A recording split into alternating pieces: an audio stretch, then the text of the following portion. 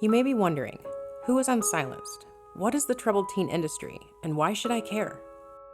Every year, thousands of children are sent against their will to troubled teen facilities, often ripped out of their beds in the middle of the night by strangers to be treated for various mental illnesses, addiction issues, and perceived behavioral problems. The troubled teen industry, or TTI, is a multi-billion-dollar industry comprised of a network of underregulated and powerful congregate care facilities that go by a myriad of names like therapeutic boarding schools, residential treatment centers, wilderness therapy programs, faith-based academies, and conversion therapy programs. They use tough love and other non-evidence-based interventions to reform youth struggling with mental health or educational challenges. These facilities use deceptive marketing to manipulate decision makers and communities into believing they are providers of therapeutic services for at-risk youth. By pathologizing normal teenage behaviors to scared and vulnerable caregivers, they convince them their teens are at risk of great harm. They then promise to fix an impossibly long list of issues using a one-size-fits-all approach that ends up causing more harm than good. Facilities within the TTI can cost caregivers anywhere from $5,000 to $30,000 a month, but the program affects far more families than those who can afford that hefty price tag. The industry also preys on disadvantaged youth by tapping into public funds to house migrant children and youth from foster care systems, juvenile justice systems, and school systems through IEPs. In fact, it's estimated that $23 billion of your tax dollars go toward funding these facilities annually.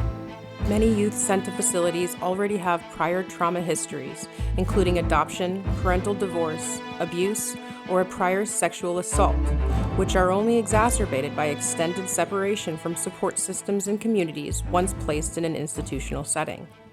The industry's historic lack of regulation, transparency, and accountability has led to a clear pattern of abuse spanning over the past 50 years. Instead of providing therapeutic services and education, young people often experience life-altering maltreatment, including forced labor, inadequate education, psychological harm, sexual and physical assault, neglect, civil rights violations, hospitalizations, and even death. To date, there have been over 350 documented youth who have died at the hands of this industry. Unfortunately, even in the absence of overt abuse in facilities, the act of being institutionalized itself can be harmful because the youth live under a total institution where they lose autonomy. Their contact with the outside world is restricted, they're unable to advocate for themselves, report abuse, and are forbidden to freely leave the facility for months to years, completely isolated from their community and families. This antiquated tough love approach of being removed from the home goes against what we know now. Youth with strong and cohesive relationships with family continue to experience mental health benefits, including lower levels of depressive symptoms until their late 30s. The research is clear. Forcing young people out of their communities, labeling them as the problem, and creating a residential melting pot of youth who are struggling and calling it treatment isn't working. It is actually causing harm. One study of youth with emotional and behavioral disorders illustrated how 60% of young people had a reduction of symptoms when treated within their communities, but only 11% had reductions of symptoms when treated in residential care. Many youth leaving TTI facilities grow up to struggle with trauma disorders, fractured familial relationships, and have difficulty obtaining further schooling or maximizing career opportunities due to their educational setbacks. Regardless of the name or location of facilities, many have patterns of rampant abuse, and the 120 to 200,000 children who attend them annually leave calling themselves survivors. At that rate, there is a high probability that someone you know has been to one.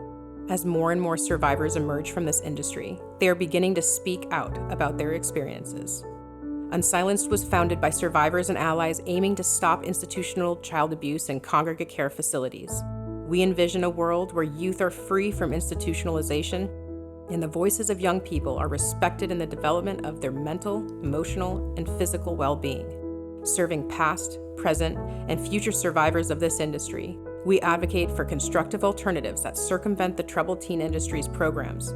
By utilizing education, awareness, community support, and policy change, we strive to protect the civil, social, and human rights of youth. The abuse must stop, and it stops with us. we are Unsilenced.